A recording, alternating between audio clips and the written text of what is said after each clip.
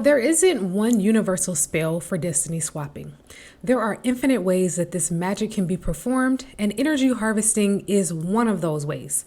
Hello, beautiful people. It is Oshun Kimi, your sage, your guru, your mystic, and your spiritual informant. And today we are diving deep, going down the rabbit hole into the mystery of energy harvesting, how it is performed, the signs of it, and the people behind it. So the primary goal of an energy harvester, aka an energy vampire, is to suck on and use other folks' energy to fuel their manifestations. And so the key word in energy harvest is harvest. The same way that at harvest season, a farmer goes and picks all the fruits and vegetables, and then with those fruits and vegetables, they're going to prepare some pie, they're going to make a soup, they're going to can some of it. That essentially is what energy harvesting is. It's not just taking energy for the sake of taking energy. It's a process whereby witches, warlocks, sorcerers, or etc. essentially goes into someone's energy field, pulls up their energy from the roots, then uses the energy of that person to attract glamour, wealth, health, and etc. for themselves. So this is very usually a group effort. So people who are experiencing energy harvesting and destiny swapping are very usually facing an entire coven of at least 3 or more witches or sorcerers. So there are literal covens and organizations whose whole function is simply to find people to steal energy from, and they very usually will scope out these people in the astral realm or in the dream state, and many of them will be children.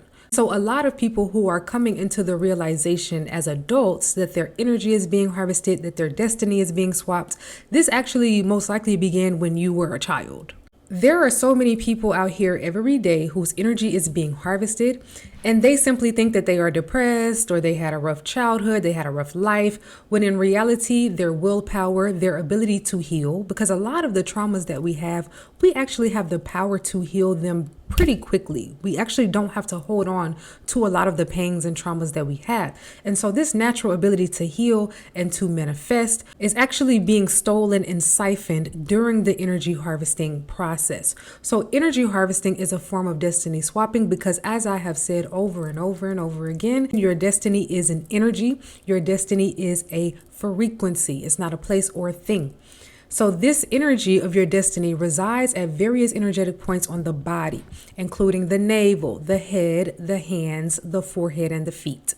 So energy will be sucked from these places in order to steal the wealth and blessings associated with your destiny. I personally can very much feel when the energy in my hands are being drained. I can feel it. So the more you begin to pay attention to these points on the body, you'll be able to notice if and when your energy is being harvested. You'll feel it in your head, you'll feel it in your feet, you'll feel it in your hands. So let's talk a little bit about the process of how this energy siphoning or energy harvesting is actually done. So first and foremost, there will be some sort of divination performed on the person that is being targeted. The witch, warlock, or coven will search for a person to steal energy from, either in the dream world or in the waking world. And once they meet that person, they will essentially look into that person's energy field to see what's there. And if there is something there that seems attractive to the witch, the warlock, or the coven, then they will latch a hook onto the person in order to bring the person into contract, covenant, or agreement with the energy harvesting and with the destiny swapping. So the hook can be latched onto a person in various ways. Usually these ways will be pretty simple and rather deceptive. So the sorcerer may gift the person a gift.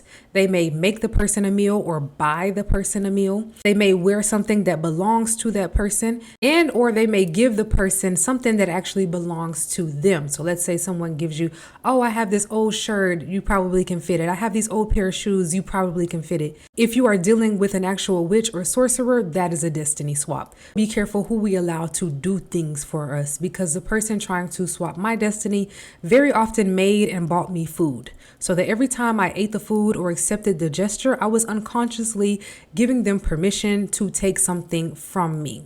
So nothing is free or done out of the kindness of their hearts when it comes to people who dabble in destiny swapping and energy harvesting.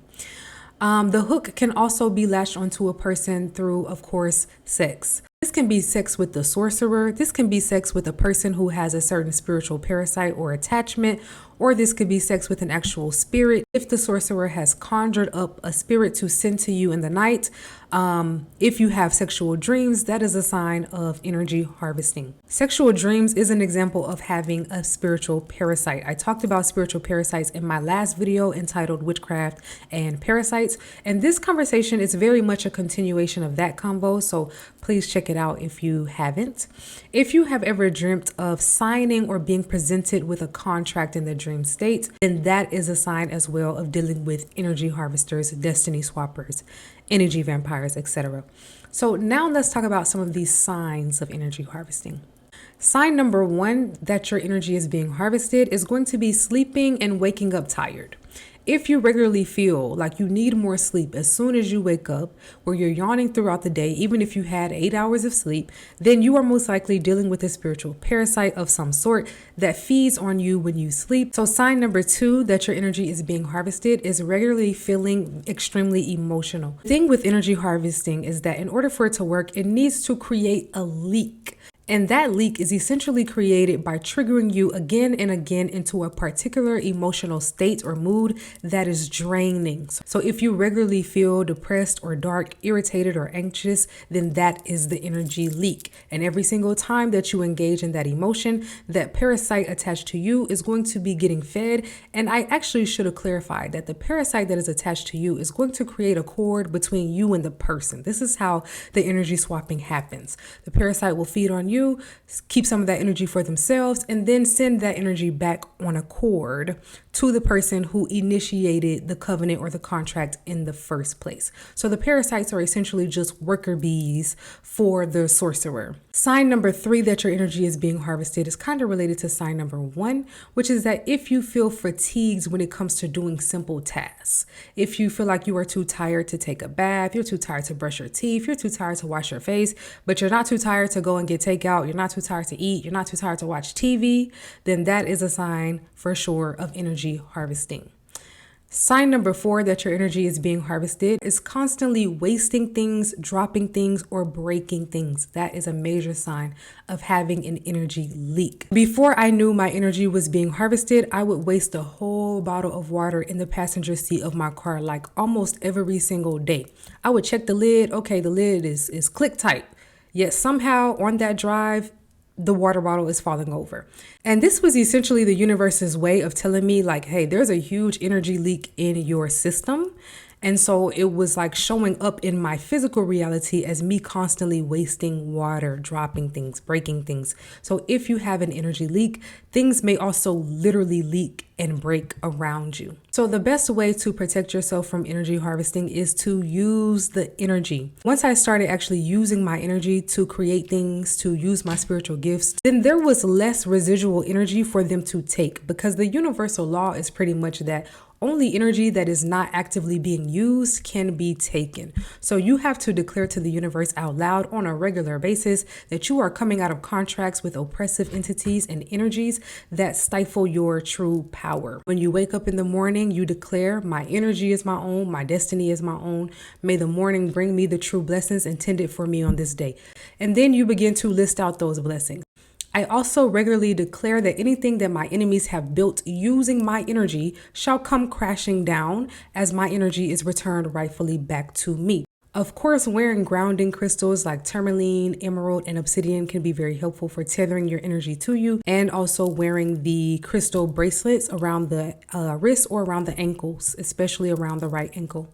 Live your life in creator's mode. There should be no one that has more power or influence over your life than you do. And that's something you need to declare on a regular basis. Nobody can curse me because it's not their life. Nobody can take nothing from me because it's not theirs to take, right? When we are in creator's mode, that means that we create more than we consume, because there are people out here who are meant to be owners, inventors, and bosses, but you can be actively relinquishing that destiny by not accepting the fact that you may not be meant to do a traditional path. Your destiny is somewhere else and in something else. If you do not know what your destiny is, that is where prayer and meditation comes in, and that is also where booking a reading would be extremely helpful as well, because I did not know my destiny until I got a reading. So if you need a reading about your destiny, your spiritual gifts, your ancestry, or anything else, there will be a link for readings in the comments, and there will also be a link for the Patreon in the comments as well.